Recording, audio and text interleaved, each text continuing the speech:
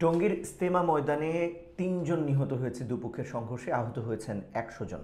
গণমাধ্যম কি বলছে, কি কারণে এই ঘটনা ঘটেছে, আপনাদেরকেই সেটি জানানোর চেষ্টা করব। বিশ্ব ইজতেমা ময়দান দখলকে কেন্দ্র করে জুবাইর এবং সাদপন্থী এদের মধ্যে সংঘর্ষের ঘটনা ঘটে। এতে ৩ জন নিহত হয়, প্রায় শতাধিক আহত হয়েছেন মুসল্লিরা। এদিকে ইজতেমা ময়দান নিয়ন্ত্রণে রয়েছে বলে ভিডিও বক্তব্যে জানিয়েছেন সাদপন্থীরা। বুধবার 18ই ডিসেম্বর প্রায় রাত 3:15টার দিকে এই সংঘর্ষের ঘটনা ঘটেছে। যারা ৩ জন নিহত হয়েছেন তাদের নাম জানা গিয়েছে। তারা হচ্ছে কিশোরগঞ্জ জেলার পাকুন্দিয়া থানার এগারসন্ধু গ্রামের আমিনুল ইসলাম বাচ্চু, তার বয়স 70, এবং ঢাকার দক্ষিণখানের বেড়াইদ এলাকার বেলাল, তার বয়স হচ্ছে 60, এবং বগুড়ার তাজুল ইসলাম, তার বয়স জানা গেছে 70 বছর।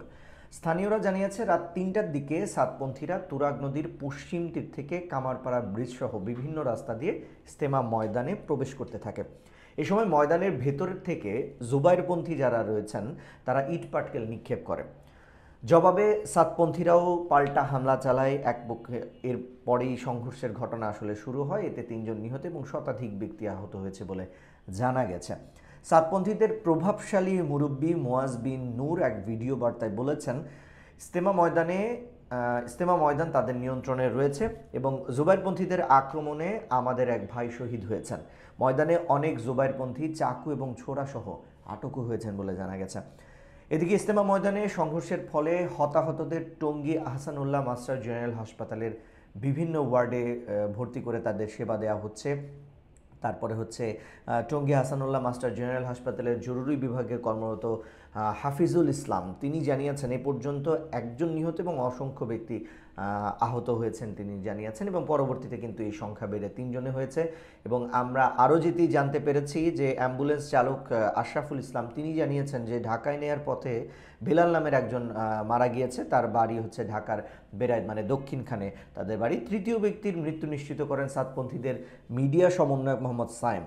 হতাহতদের সংখ্যা আরও বাড়ার আশঙ্কা রয়েছে বলে তারা জানিয়েছে, এবং হতাহতদের ঢাকা মেডিকেল কলেজ সহ বিভিন্ন হাসপাতালে চিকিৎসা দেওয়া হচ্ছে। এ ব্যাপারে টঙ্গী পশ্চিম থানা থেকে যা জানা গেছে সেটি হলো, ইজতেমা ময়দানে দুপক্ষের সংঘর্ষের ঘটনা সব জায়গায় যখন ছড়িয়ে পড়ে ঘটনাস্থলে পুলিশ যায় এবং পরিস্থিতি তারা স্বাভাবিক করার চেষ্টা করে। আমরা লাস্ট যে খবর পেয়েছি যে বিজিবি মোতায়েন করা হয়েছে, সেখানে কিন্তু আইনশৃঙ্খলা রক্ষাকারী বাহিনীর কঠোর নিরাপত্তার বলয় আসলে রয়েছে, এবং সাতপন্থী এবং জুবাইরপন্থী যারা ওখানে অবস্থান করছেন তাদের অবস্থান এখন পাওয়া যাচ্ছে না। তো এই ছিল গণমাধ্যমে আজকে রাত 3:15টার দিকে ইজতেমা ময়দান দখলকে কেন্দ্র করে সাতপন্থী এবং জুবাইরপন্থীদের মধ্যে সংঘর্ষে 3 জন নিহত এবং 100 জন আহত হয়েছেন।